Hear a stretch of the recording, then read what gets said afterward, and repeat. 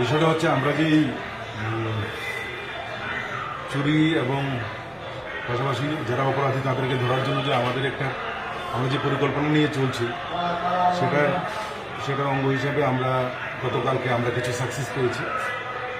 বিশেষ করে গত 15 দিন আগে একটা ল্যাপটপ চুরি হয়েছিল, যেটা ব্যানার্জিপাড়া থেকে একজন অ্যাডভোকেটের। তো সেটি চুরি হওয়ার পর আমরা অনেক খোঁজাখুঁজি করি এবং বিভিন্ন সূত্র থেকে খবরাখবর কালেকশন করে আমরা জানতে পারি যে সে তেলিয়ামুড়াতে আছে। আমরা সেখান থেকে চোরকে ধরতে পারি। ধরার পর ওকে জিজ্ঞাসাবাদ করে হেজামারা থেকে যেখানে লুকিয়ে রেখেছিল ল্যাপটপটা সেখান থেকে সেটা উদ্ধার করি।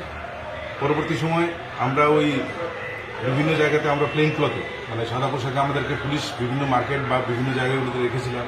গতকালকে বটতলা থেকে একটি বাইক চুরি করার একটি উদ্যোগ নেওয়া হয়েছিল।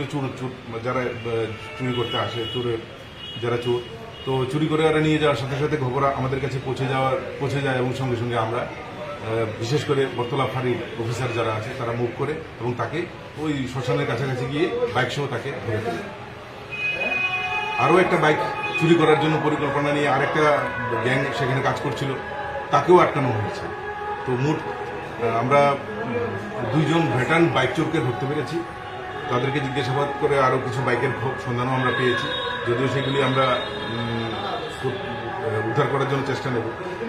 আর এই ধরনের আমাদের চোর ধরার জন্য আমরা যেই উদ্যোগ দিয়েছি বা পরিকল্পনা মাফিক চলছে সেটা চলতে থাকবে। এত চুরি করছে, চুরকে ধরছে না, তারপরও চুরি কমছে না, সেই বিষয়টা সব তো অ্যাকচুয়ালি সব আগরতলা বেস না। এরা কোনোটা সোনামুড়া, কোনোটা মেলাঘর, কোনোটা বিভিন্ন জায়গায়, কোথাও হেজামারা, কোথাও সিদাই, বিভিন্ন জায়গা থেকে শহরের মধ্যে এসে এই ঘটনাগুলি ঘটায়।